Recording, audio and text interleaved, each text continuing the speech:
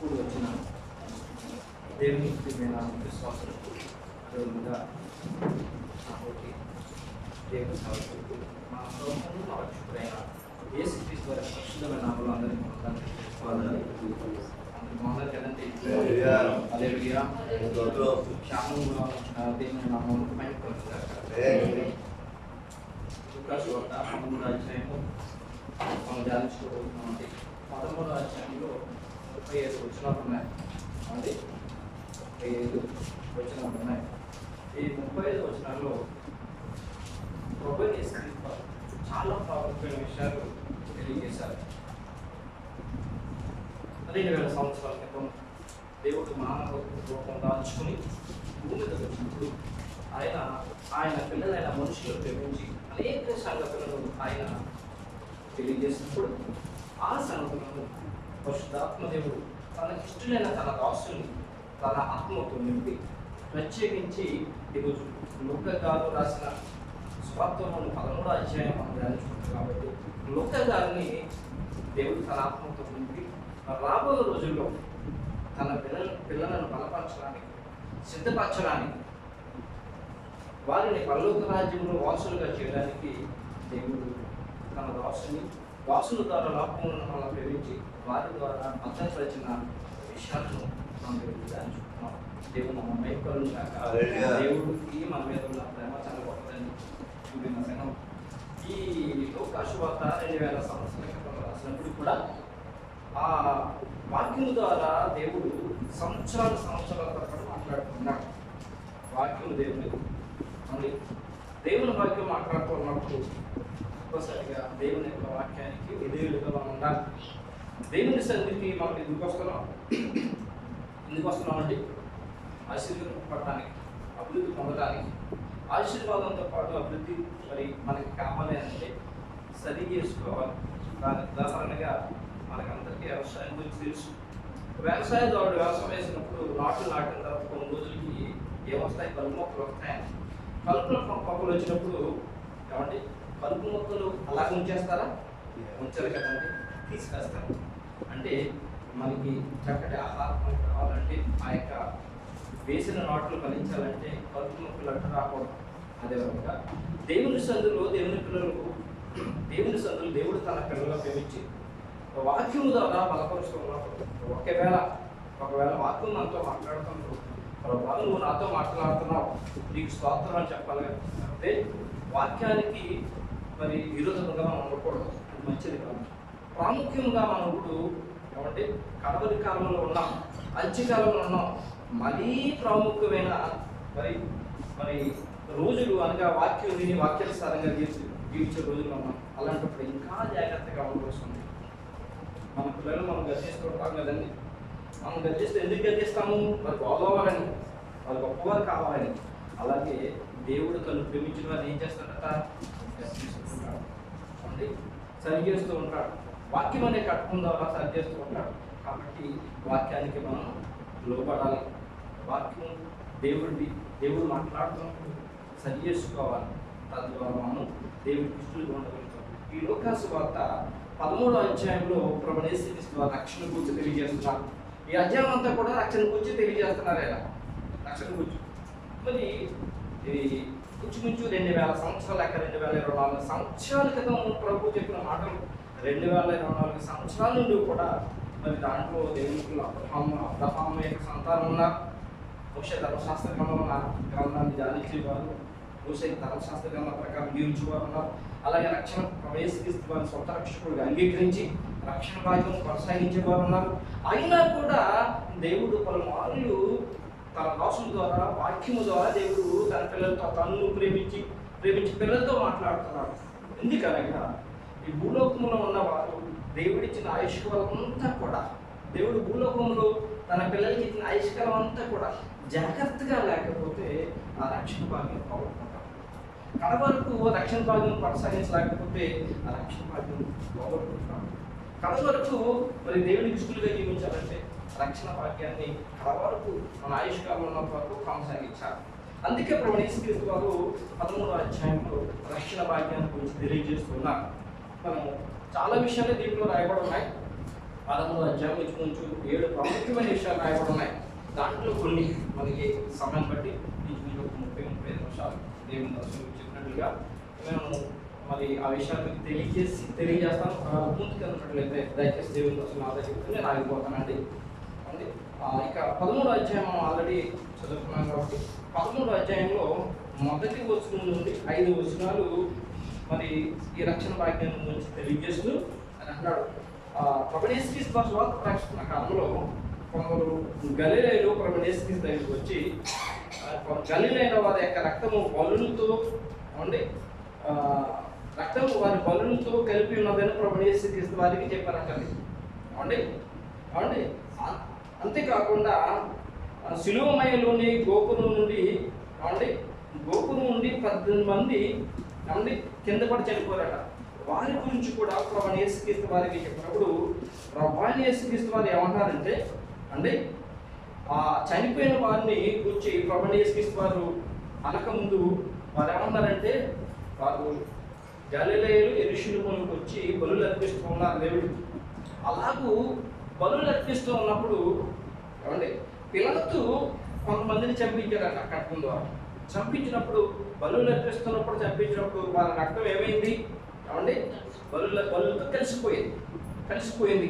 దాని గురించి వారు ఏమంటున్నారంటే అయ్యో వాళ్ళంతా దుర్మార్గులే కదా, మరి అలా అయితేనే కదా వాళ్ళు అలా చంపబడతారు అని వారు అంటూ ఉన్నారు.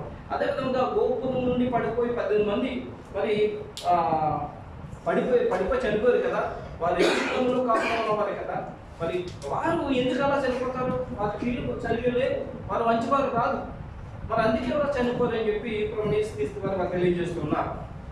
చాలాసార్లు ఇదే జరుగుతుంది లోకంలో. ఎవరికన్నా కనుక మరి రాందే వచ్చినట్లయితే, ఇబ్బందికరమైన వచ్చినట్లయితే తొందరగా మనుషులు ఆలోచనలు అయితే వాళ్ళు ఏం చేసి ఉంటారో, వాళ్ళు ఎలా ముందు ఉంటారో అందుకే జరిగింది కదా, లేకపోతే సడన్గా ఎవరైనా చనిపోయినట్లేదు. కానీ మన ఆలోచనలు వేరు, దేవుడు ఆలోచనలు వేరండి. మన ఆలోచనలు వేరు, దేవుడు ఆలోచనలు వేరు. దేవుడు మనిషి పుట్టిన దగ్గర నుంచి చనిపోయే వరకు ఆయన గ్రంథంలో రాయం చేశాడు. ఆయన మనిషి యొక్క జీవిత చరిత్ర అంతా కూడా, వారి జీవితం గురించి కూడా మరి మనిషికంతా తెలుసు.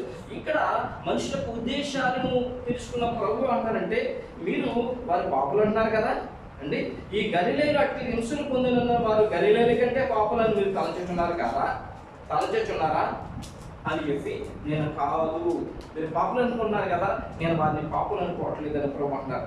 అదేవిధంగా సిలువలోని గోపురము నుండి పడి చచ్చిన 18 మంది యెరూషలేములో కాపురం ఉన్న వారందరికంటే అపరాధులను తలచుచున్నారా? కారని మీతో చెప్తున్నాను. కారని ప్రభువు యేసుక్రీస్తు అంటారు, వారు అపరాధులు కాదు, వాళ్ళు పాపం చేసిన వారు కాదంటారు అని ప్రభువు యేసుక్రీస్తు సాక్షాత్తు చెప్తున్నారు. అంటే మనుషులు ఒకసారి మానవ విధానం బట్టి ఆ విధంగా అనుకోవచ్చు. అయితే వారు చనిపోయారు కాబట్టి, వారు మంచివారు కాదు, వారు చనిపోయారు అని మీరు అనుకున్నట్లయితే మీరు కనుక రక్షణ పొందలేకున్నట్లయితే, దేవుడు తన కుమారుడిని లోకంలో రక్షించడానికి పంపించాడు. ఆయన రక్షణ భాగ్యం కనుక మీరు కొనసాగించలేనట్లయితే మీరు అలాగే నశించిపోతారు. నశించిపోవడం ముందు చెప్తున్నారు ఆయన, మీరు అలాగే నశించిపోతారు అని ప్రభువు యేసుక్రీస్తు వారు సెలవిస్తూ ఉన్నారు అండి. వీరికి ఇలాగ చెబుతూ ఆయన ఒక ఉపమానం చెప్పారు ఇక్కడ. దానికి ఏమిటో ఉపమానం అంటే ఏమంటే ద్రాక్ష తోటను గురించి ఉపమానం చెప్పారు ఆయన. ఒక మనిషికి ఒక ద్రాక్ష తోట ఉంది అండి. ఆ ద్రాక్ష తోటలో ఒక ద్రాక్ష తోట యజమానుడు తనకి ఇష్టమైన ఒక అంజూరపు చెట్టు దాంట్లో వేయించుకున్నాడట. వేయించుకుని ఆయన ద్రాక్ష తోటకి మరి వచ్చి చూస్తూ ఉండగా ఆ అంజూరపు చెట్టు ఫలించట్లేదట. అలాగే 3 సంవత్సరాల నుండి కూడా ఆ యొక్క ద్రాక్ష తోట యజమానుడు వచ్చి, ద్రాక్ష తోట వ్యక్తి వచ్చి ఆ అంజూరపు చెట్టును చూస్తూ ఉంటే దానిలో ఫలాలు లేవు. చెట్టు అయితే చాలా బాగా పెరిగిపోయి ఉంది, బహుశా బాగా కొమ్మలు వేసి ఉంటుంది, పచ్చగా ఉంటుంది అవునండి. మరి లేకపోతే చాలా ముద్దు చాలా పెద్దదైపోయి ఉంటుంది. దూరంగా చూస్తే అది చాలా గొప్పగా కనిపిస్తుంది. కానీ మరి తోట యజమానుడు చూసినప్పటికీ ఏమండి ఆ చెట్టులో ఏమి లేవట, అంజూరపు చెట్లు ఫలాలు లేవట అంజూరపు చెట్లు. అప్పుడు తోట యజమానులు లేక ఆ యొక్క ద్రాక్ష తోట యజమానుడు వచ్చి తోటమాలతో 3 సంవత్సరాల నుండి నేను ఈ అంజూరపు చెట్లు మరి పండ్లు వెతుకుచున్నాను కానీ ఏమీ దొరకలేదు, దీనిని నరికి వేయమని చెప్పాడట.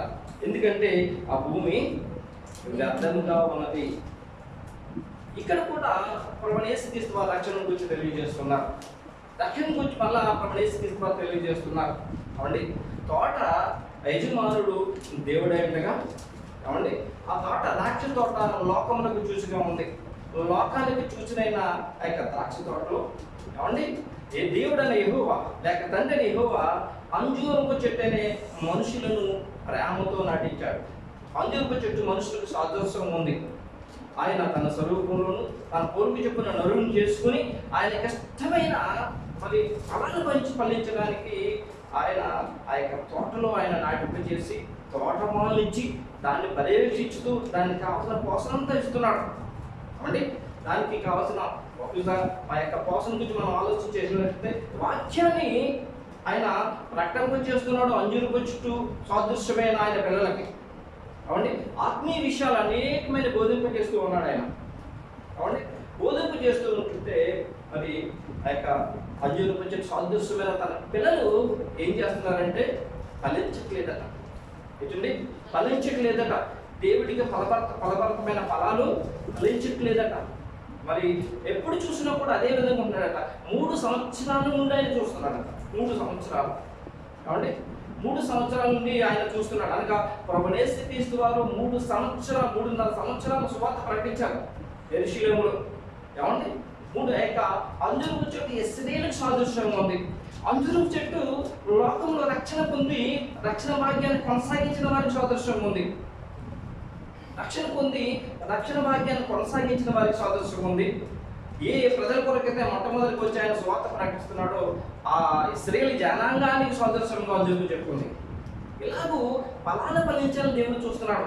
ఎలాంటి ఫలాలంటే దేవుడికి ఇష్టమైన ఫలాలు, అనగా దేవుడి యొక్క స్వరూపంలోకి మారాలని, దేవుడి యొక్క ఉద్దేశాలను నెరవేర్చాలని, దేవుడి చిత్తం చేయాలని, దేవుడు ఎలాగూ నా పిల్లవాడు ఉండాలో అలాగూ మరి ఆలోచన దేవుడు ఏ విధంగా అయితే నా కుమారుడు ఉండాలో నా కుమార్తెలు ఉండాలో అని ఆలోచించుకున్నాడు.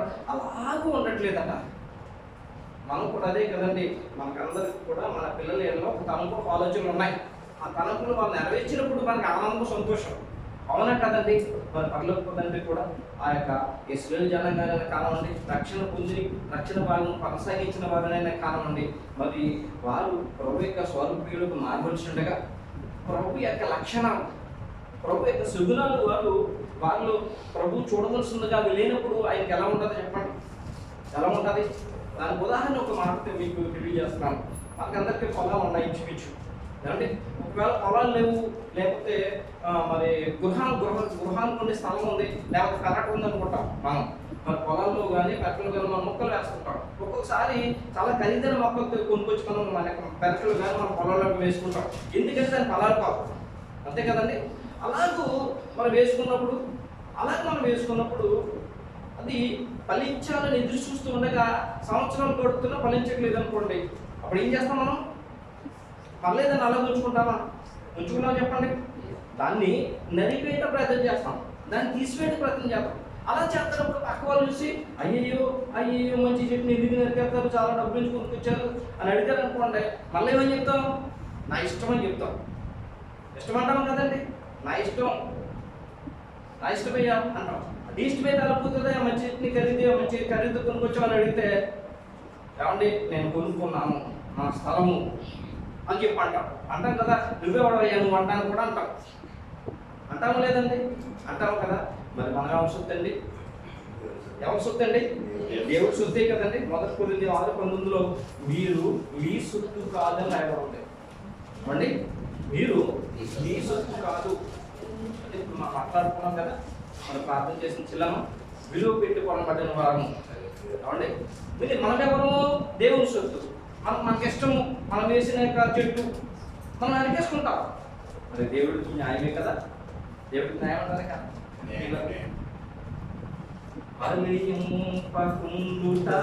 నీకు న్యాయమా యజమాని సహనముతో చెలగాటమా ఫలించకుండుట నీకు న్యాయమా యజమాని సహనముతో చెలగాటమా ఫలములను ఆశించిన పరలోక తండ్రి తేరి చూచుచున్నాడు నీ వైపు ప్రేమతో నిలిపించిన ప్రియ తోటమాలి పరీక్షించుచున్నాడు నీ కాపు ప్రేమతో నిలిపించిన ప్రియ తోటమాలి పరీక్షించుచున్నాడు నీ కాపు పలుకుంచకుండుట నీకు న్యాయమా యజమాని సహనముతో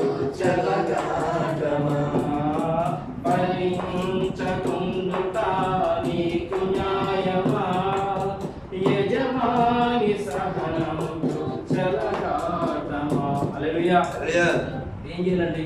ఆయన సొత్తు కదా, ఆయన స్వాస్థ్యం కదా, విడిపెట్టు కొన్నవాడు కదా, ఆయనే కదా ఈ భూలోకానికి ఆయన పిల్లలను పంపించాడు. మన రాకముందే ఈ లోకంలో ఉన్న ప్రతిదీ సమస్తము చేసి మనకు సమృద్ధిగా ఆహారం ఇచ్చి శరీరంలో సొత్తు ఇచ్చి అన్ని ఇచ్చి అన్నిటికంటే ఎక్కువగా మన అతిక్రమం చేసిన తొలగిపోయిన అవిధేయులమైన మన పరమోన్నతికి వచ్చి ప్రాణం పెట్టి ఎంత చేసిన ప్రభు కొరకు మరి ఫలించకపోతే న్యాయం ఉంటారా? ఆయన సొత్తు కదా. అయితే ఏ విషయం తెలిసిన తోటమాలి ఆయన అడుగుతున్నాడు.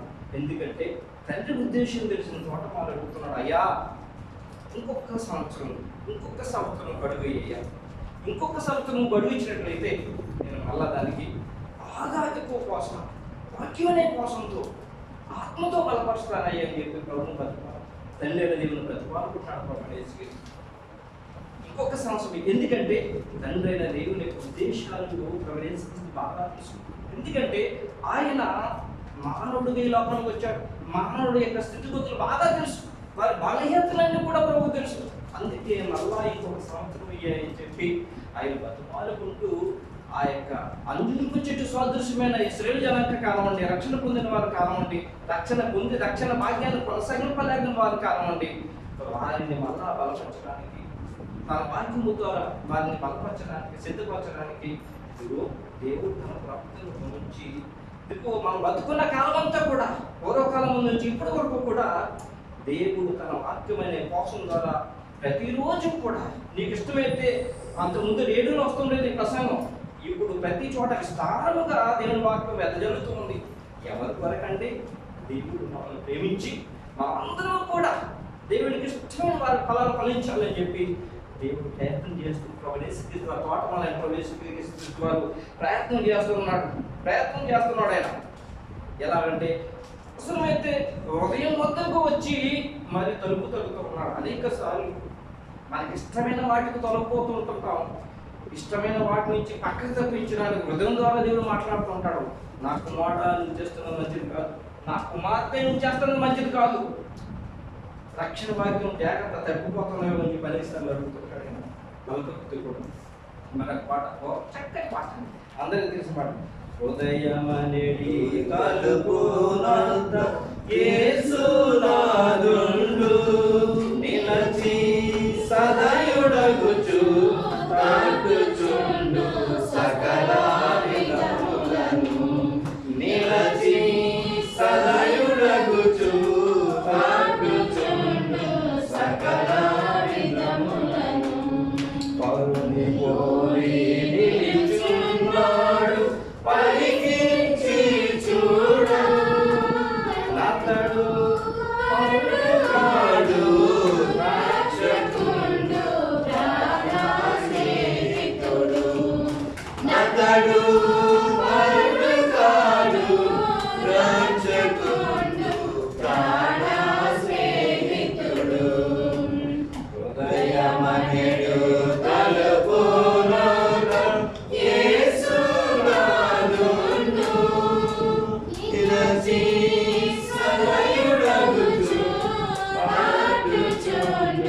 సకల విధములను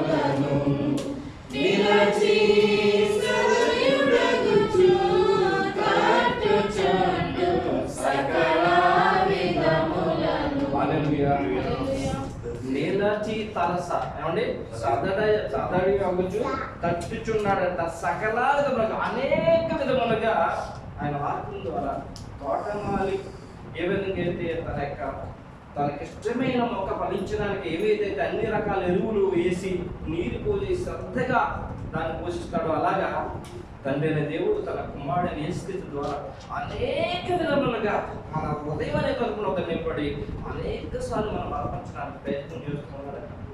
అంటే అతను పరుడు కాదు, నిన్ను నన్ను ప్రేమించిన వాడు రక్షకుడు. అయితే ఇశ్రాయేలు ప్రజలకు ఆయన ఓర్పు సహనము పిల్లగా సహనము ఆయనకి ఓర్పు సహనాన్ని వాళ్ళు పరీక్షిస్తున్నట్లుగా ఇక్కడ రాయబడం ఓర్పు అనగా 3 సంవత్సరాలు ప్రభు యేసుక్రీస్తు వారు సువార్త ప్రకటించిన 3 సంవత్సరాలు 3.5 సంవత్సరాలు కాలంగా ఈ యొక్క పరిశుద్ధ దేవుడు మనకి వాక్యం ద్వారా శ్రమిస్తున్నాడు. 3.5 సంవత్సరాలు అండి. 3.5 సంవత్సరాలు ఆయన యొక్క వాక్యాన్ని సాదృశ్యం ఉంది. ఆ యొక్క ఇశ్రాయేలు జనాంగానికి అని చెప్పిన కాలం ఆయన యొక్క సహనాన్ని వారు పరీక్షిస్తూ ఉన్నాడు. వారి సహనాన్ని పరీక్షిస్తున్నాడు. ప్రియమైన సంఘం పిల్లరా, మనము ఈ లోకంలో దేవుడు మనం పంపించాడు కదా, మనం ఎవరి కొరకు బతకాలి? ఆయన కొరకే కదా, ఆయన సంతోషం ఆనందం కొరకే కదా, ఆయన ఉద్దేశాలు నెరవేర్చుకోవడం కొరకే కదా, ఆయన సంతోషపరచడానికి కూడా మనం బతకాలి. మరి ఎప్పుడు ఈ ఆలోచన వస్తుంది అంటే ఆయన రక్షణ భాగ్యాన్ని మనం కొనసాగించాలి. ఆయన ప్రేమించినప్పుడు, ఆయన స్వరూపులకు మారినప్పుడు ఈ ఆలోచన వస్తుంది.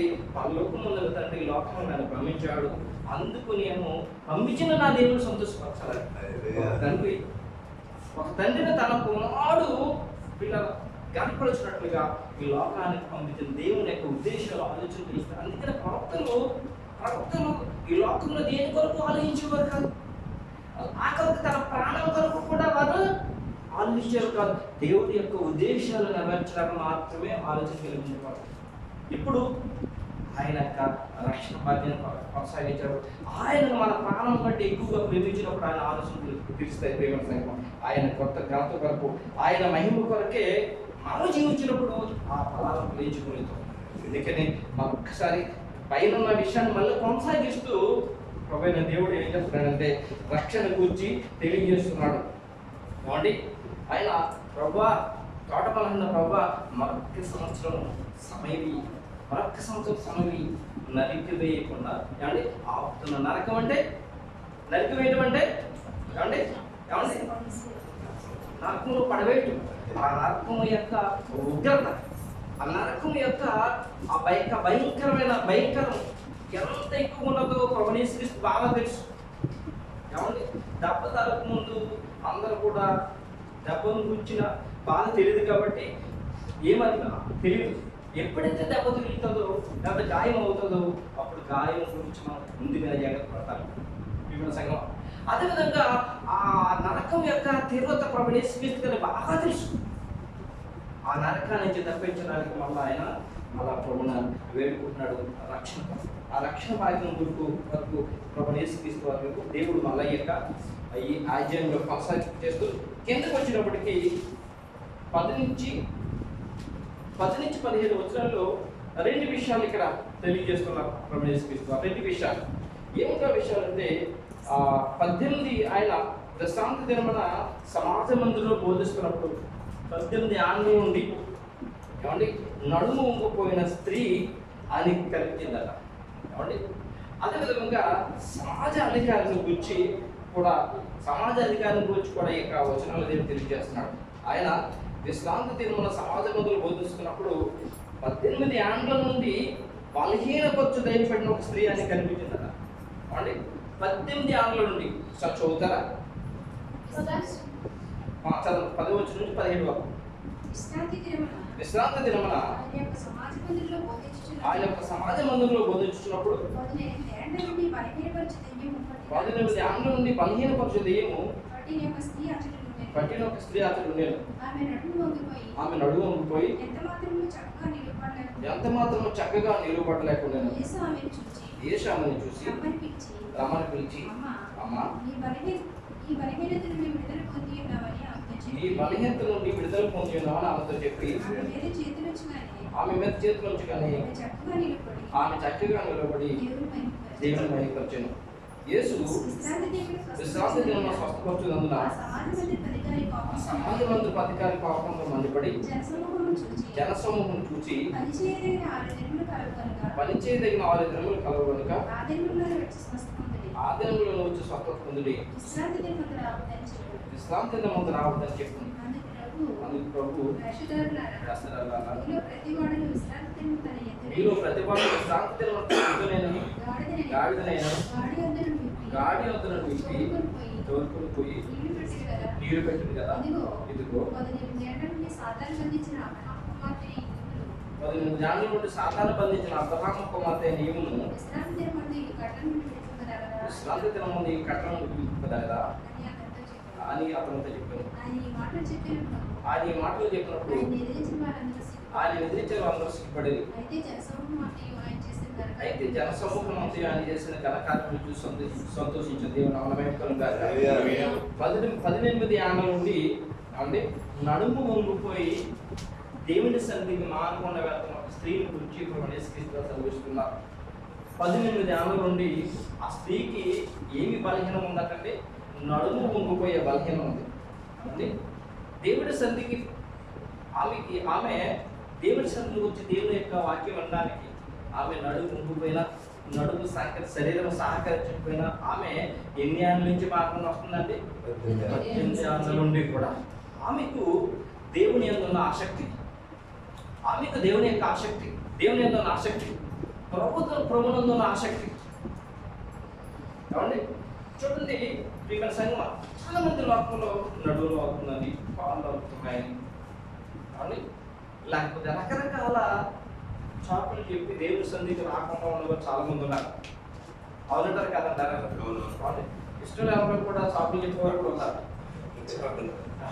అవును, చాలా మంది షాపులు చెప్పేవారు ఉన్నారు.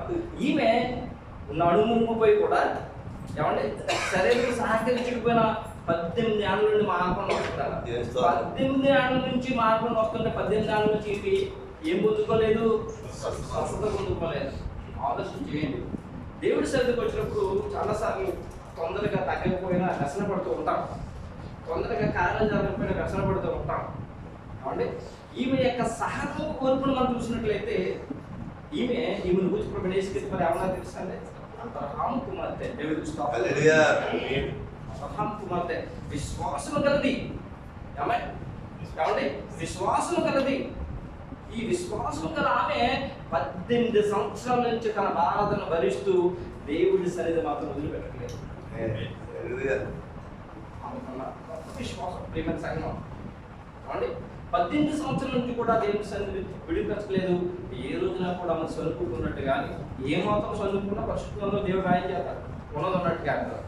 ఏమండి ఏ మాత్రం చదువుకున్నప్పుడు ఆయన చేస్తాడు. కానీ ఈమె యొక్క సహనం అమోఘం. దేవుని నామమున మహిమ. మరి ఈవిడ యొక్క సహనం జ్ఞాపకం చేసుకుంటే మనకి యోబు గారి సహనం జ్ఞాపకం రావాలి. ఏమండి యోబు గారిని కూడా సాతాను శోధించింది. సాతాను ఏమండి ఎవరిని బలహీనపరుస్తుందంటే విశ్వాసుని మాత్రమే బలహీనపరుస్తుందండి. ఏమండి విశ్వాసుని బలహీనపరుస్తుంది. దేవుడి యొక్క సన్నిధిలో దేవుని యొక్క రక్షణ భాగము ఏమండి పోగొట్టడానికి, దేవుని సన్నిధి లేకుండా ఆపు చేయడానికి. దయచేసి ఇవి దేవుడి మాటలు ఉన్నట్టు చెప్తున్నాను కానీ మీరు ఎవరి గురించి చెప్పట్లేదండి. దేవుడు వాక్యం కాబట్టి మనం అందరితో మాట్లాడుతుంది.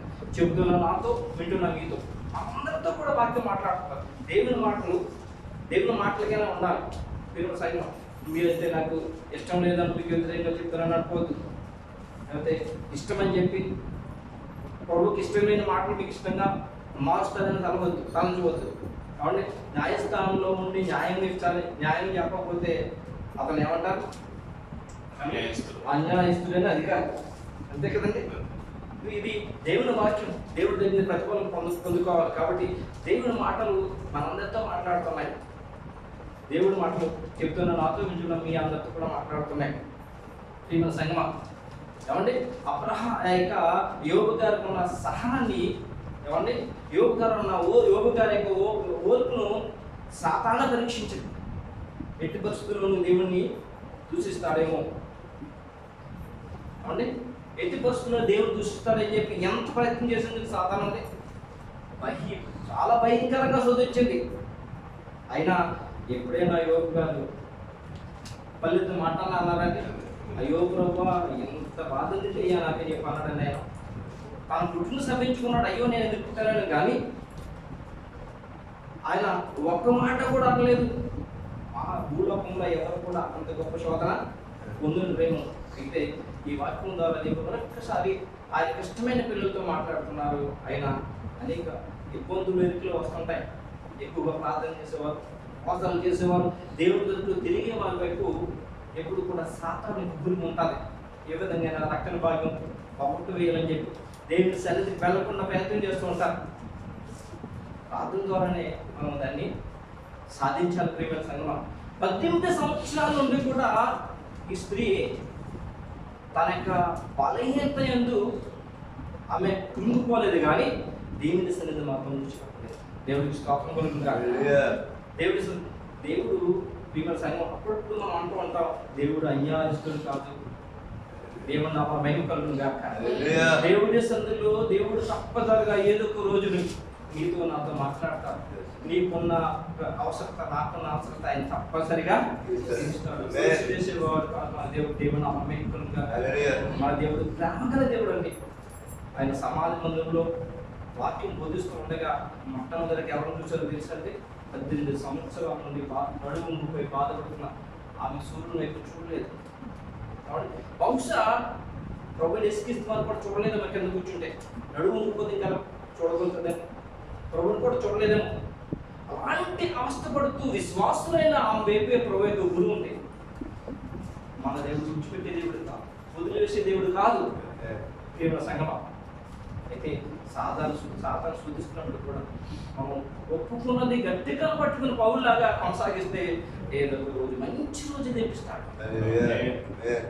ఎలాగంటే ఇదిగో ఈమె 18 సంవత్సరాల నుండి మరి బాధపడుతున్నప్పుడు ఆ యొక్క సాతాను కట్టల నుండి విడిపొప్పబడే రోజు దేవుడు వెనుకలుగా ఆయన అన్నాడు, అమ్మా ఏమండి ఆయన పిలిచాడట. ఏమండి ఆయన ఆమె వేసి ఆమెను చూసి రమ్మని పిలిచి, అమ్మా ఈ బలహీనత నుంచి విడుదల పొంది ఉన్నావు అని ఆమెతో చెప్పి ఆమె మీద చేతులు ఉంచగానే ఆమె చక్కగా నిలబడి దేవుని ఒకటి సాతాన్ని ఆయన గద్దించాడు. రెండవది ఆమెకు పరిపూర్ణ స్వస్థత ఆరోగ్యించాడు. దేవుని దేవుడు గొప్పవాడు. దేవుడు గొప్పవాడు. ఏమండి దేవుడు గొప్పవాడు. ఆయన నమ్మకం నుంచి కష్టాలు, ఇబ్బందులు, బాధలు పడుతున్న వారిని అస్సలు విడిచిపెట్టాడు. ఈ మాటల ద్వారా మనందరితో కూడా ధైర్యపరచబడాలి. ఈ మాటల ద్వారా, ప్రభువు యేసు క్రీస్తు మాటల ద్వారా ప్రియమైన సంఘం. అంతేకాకుండా రక్షణ పొందిన మనం ఎవరైనా కృంగిపోతూ ఉన్నట్లయితే వారితో మనం విశ్వాసంతో చెప్పాలి ఈ మాటలు. దేవుడు విడిచిపెట్టి దేవుడు కాదని చెప్పి మరి ప్రభువు యేసు క్రీస్తు వారు ఆ రోజుల్లో సువార్త ప్రకటిస్తున్న రోజుల్లో ఎంతో మంది ఆయన దగ్గరికి వస్తుండేవారు. ఇలాంటి కష్టాలు ఉన్నవారు, ఏమండి అనేక రోగాలతో ఉన్నవారు వస్తుంటే ప్రతి ఒక్కరిని ఆయన స్వస్థపరచాలి. ప్రతి ఒక్కరిని ముట్టారు, స్వస్థపరచాలి. వారికి పరిపూర్ణ ఆరోగ్యం కలిగజేసి వారికి రక్షణ భాగ్యం అనుగ్రహించాలి. దేవుని మహిమలుగా ఈమె స్వస్థత పొందింది. ఏమండి దేవుని మహిమపరిచిందట. అయితే అలాగే మహిమపరిచినప్పుడు ఏమండి ఆ యొక్క సమాజ మంత్రిపు అధికారి కోపముతో మండిపడి ప్రభువు యేసు క్రీస్తు వారు ఏమంటారు, ఆయన అన్నట్లా విశ్రాంతి దినమవుతూ ఇలాంటి స్వతంత్ర పొందడానికి రావద్దు. ఆ రోజులు మీకు ఉన్నాయి కదా, ఆ రోజుల్లో రండి.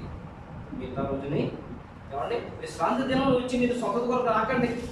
ఆ రోజులు ఉన్నాయి కదా, ఆ రోజుల్లో వచ్చి మీరు, ఎందుకంటే ప్రభు చేసిన కార్యం ఆయనకి ఎలా ఉందంటే ఇష్టం లేదు. ఎవరండి? సమాజ మంత్రిపు అధికారి. ఈ సమాజ మంత్రిపు అధికారి దేనికి చూసిన సదృశ్యంగా ఉన్నాడంటే ఇశ్రాయేలుకి సదృశ్యంగా ఉన్నాడు. ఇశ్రాయేలు జనాంగానికి సదృశ్యంగా ఉన్నాడు. కఠినమైన మనస్సు కలవాడు. కఠినమైన మనస్సు కలిగిన ఆ యొక్క ఇశ్రాయేలు జనాంగానికి సదృశ్యంగా ఉన్నాడు. ఆయన మండిపడుతున్నాడు. అప్పుడు ప్రభువు యేసు వారు చెప్తున్నారు, ఆత్మ ఫలాలు ఫలించే వారిని గురించి చదివినట్లుగా మీకు ఎద్దు కానీ గాడిద ఉన్నప్పుడు విశ్రాంతి దినం గాడి ఎద్దు నుండి కట్టెవిపడిన దాన్ని తీసుకుని నీళ్ళు పెడతావు కదా, లేకపోతే నీ ఎద్దు కానీ నీ యొక్క గోరు కానీ విశ్రాంతి దినం ఏ మూట్లను పడిపోతే ముందు పెట్టేస్తావా? విడిచిపెట్టావు కదా. విశ్రాంతి దినమైన విడిచిపెడతావా? విడిచిపెట్టావు కదా. అట్లా తప్పనిసరిగా తప్పిస్తావు కదా. అదేవిధంగా 18 సంవత్సరాల నుండి ఆ ప్రధానమైన ఈమె సాతాను కట్టల చేత బంధింపబడి ఉంటే ఆమె నేను స్వస్థపరచవద్దా? దేవుని ఆమె వైపులు మరొక్కసారి ఇస్రాయేల్ జనాంగాన్ని కాఠిన్యం గురించి, రక్షణ లేని వాక్యాన్ని గురించి ప్రవేశిస్తారు. మరొకసారి వారికి తెలియజేస్తున్నారు రక్షణ భాగ్యాన్ని. ఒక పక్క ఆమెను స్వస్థపరుస్తూ విశ్వాసాలను చూపిస్తూ, మరోపక్క మళ్ళా రక్షణ భాగ్యాన్ని గురించి మళ్ళీ ఇస్రాయేల్ ప్రధాన కఠినమైపోయిన ఇస్రాయేల్ జనాంగానికి ఆయన తెలియజేస్తున్నప్పుడు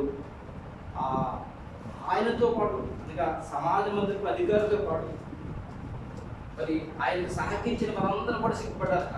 అతనికి సహకరించిన వారందరూ కూడా అంటే దేవుని యొక్క రక్షణ ఇందులో వారు తప్పనిసరిగా ఏమి చేయాలంటే దేవునికి ఇష్టమైన కార్యాలు చేయాలని చెప్పి ఒకసారి వారు సెలవుస్తుంది.